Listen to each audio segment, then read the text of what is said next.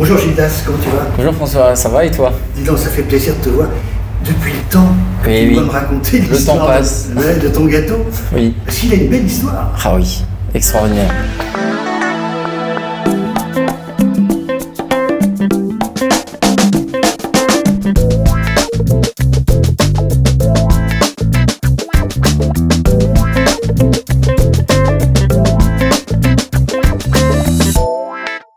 L'intérêt du gâteau aussi, c'est qu'en fait, il fallait que tous les ingrédients aient un rapport avec la vie de Sainte Thérèse. Les jeunes apprentis d'une école hôtelière ont alors rivalisé d'imagination. Oui, je les ai conseillés de faire un gâteau donc quand même de pâtissier, parce qu'en fait, eux, un lycée hôtelier, c'est plus de la restauration, donc de restaurant.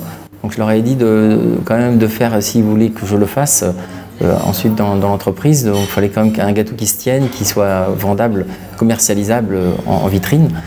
Et nous, ce qu'on voulait en fait, c'est au niveau comptabilité d'être bien transparent, c'est-à-dire qu'on reverse 7% du chiffre d'affaires du gâteau aux œuvres de Sainte Thérèse. Ce n'est pas la première fois que le Géoptimiste passe à proximité de Lisieux, mais il n'avait jamais encore réalisé de reportage sur sa basilique. Alors il existe bien un parking pour faire la visite, mais pour y passer la nuit, je vous conseille l'aire de camping-car de Courtonne-la-Modrac.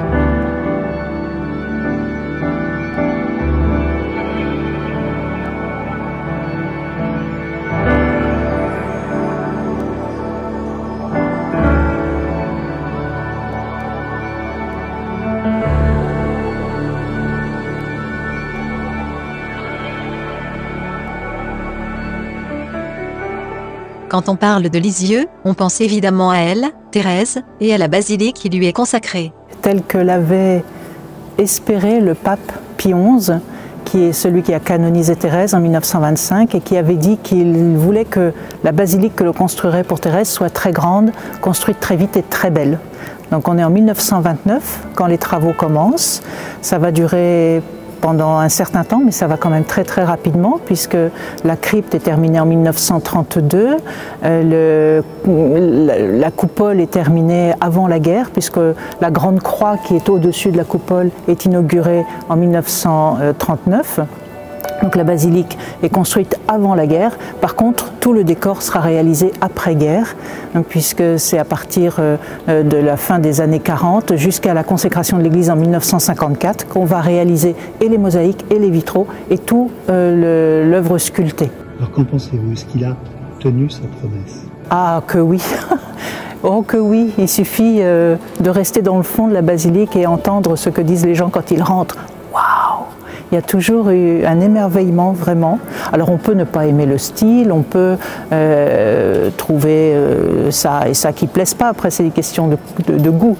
Mais dans l'ensemble c'est quand même une formidable œuvre, c'est d'une unité incroyable, à la fois les mosaïques et les vitraux et tout ce qu'elle raconte, parce que toutes ces mosaïques et tous ces vitraux sont là dans un but bien précis, à la manière des anciens qui, dans les églises romanes, à travers les tympans ou à travers les chapiteaux des colonnes, racontaient, illustraient l'évangile. Ici, c'est le message de Sainte Thérèse qui est illustré.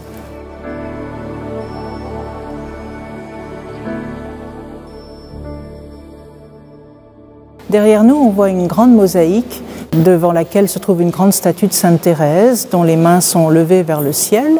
La mosaïque est ornée de fleurs, avec une grande quantité de fleurs. Et il y a 6 anges, 3 à droite, 3 à gauche, qui portent des paniers dans lesquels se trouve une multitude de fleurs également.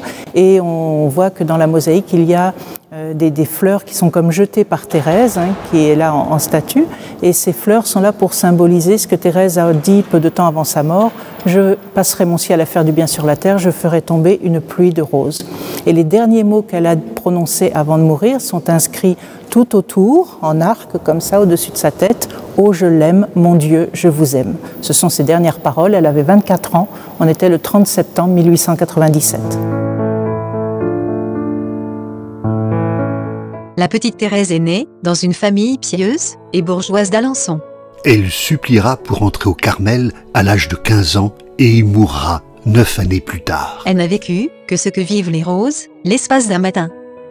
Sa célébrité est posthume, son livre « Histoire d'une âme » tiré à 500 millions d'exemplaires. Ses écrits sont quelque chose d'extrêmement touchant parce que Thérèse, elle écrit ce qu'elle a vécu, elle écrit avec son cœur, elle écrit avec son âme. C'est vraiment l'histoire de son âme qu'elle veut raconter. Et cette histoire nous rejoint les uns les autres, tout différents que l'on soit. Évidemment, on n'est pas tous carmélites, on est tous très différents, mais on se retrouve dans cette histoire de Thérèse, dans ce qu'elle a vécu, dans la façon dont elle a vécu les choses. Elle rejoint les gens et c'est pour cela que tout le monde l'aime, que beaucoup l'aiment.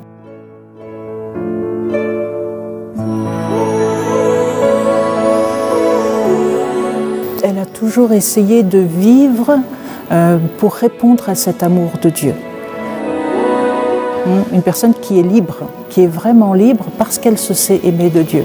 Le message de Thérèse, qui est un message de confiance et d'amour, est universel. Il rejoint chacun là où il est, quelle que soit sa culture, quel que soit son niveau social, quel que soit son âge, ça rejoint chacun.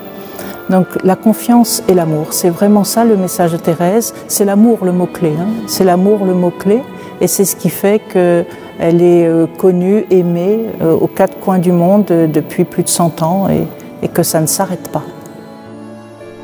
La dévotion à Sainte Thérèse s'est développée partout dans le monde. La basilique de Lisieux, édifiée en son honneur, reçoit plus de 600 000 visiteurs par an. Oui, moi je l'aime beaucoup Thérèse. C'est pas quelqu'un qui vit dans l'extraordinaire, c'est pas quelqu'un...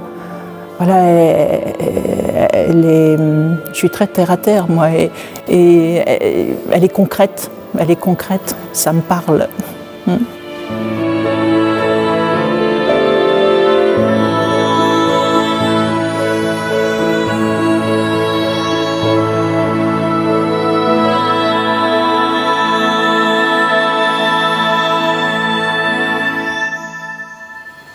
Bonjour, eh bien voilà, je vous présente le gâteau de Sainte Thérèse.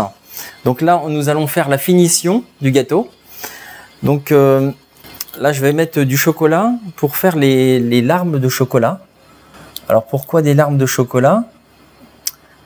Pour la bonne raison que Sainte Thérèse, pour rentrer au Carmel, elle a beaucoup pleuré. Donc c'est une symbolique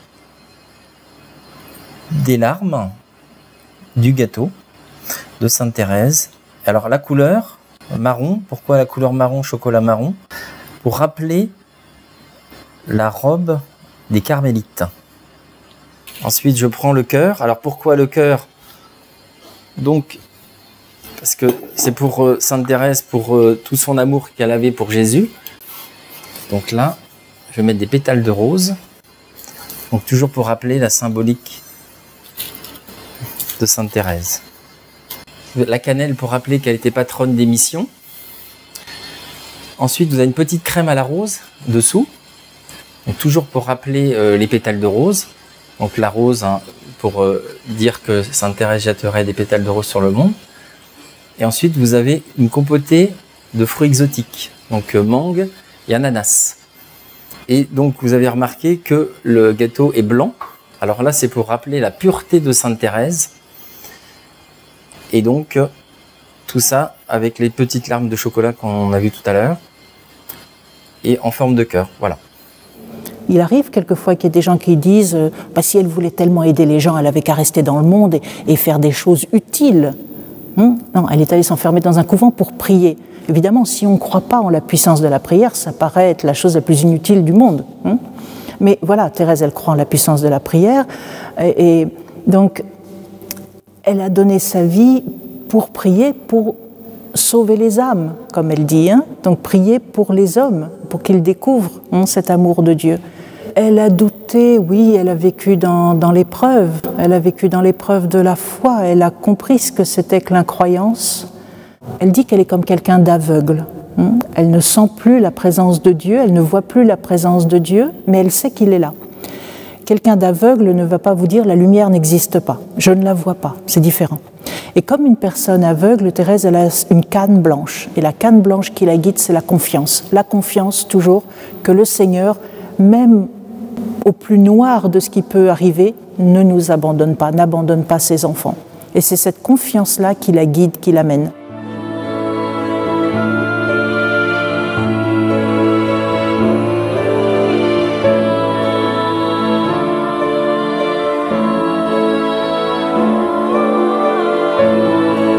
Sainte Thérèse a toujours dit, elle rassemble les gens, elle rassemble les personnes pour vraiment s'élever et essayer de faire le maximum de choses pour aider les autres. Voilà. C'est une belle histoire. Voilà. Merci Gilles Glass. Merci François. Merci d'être venu.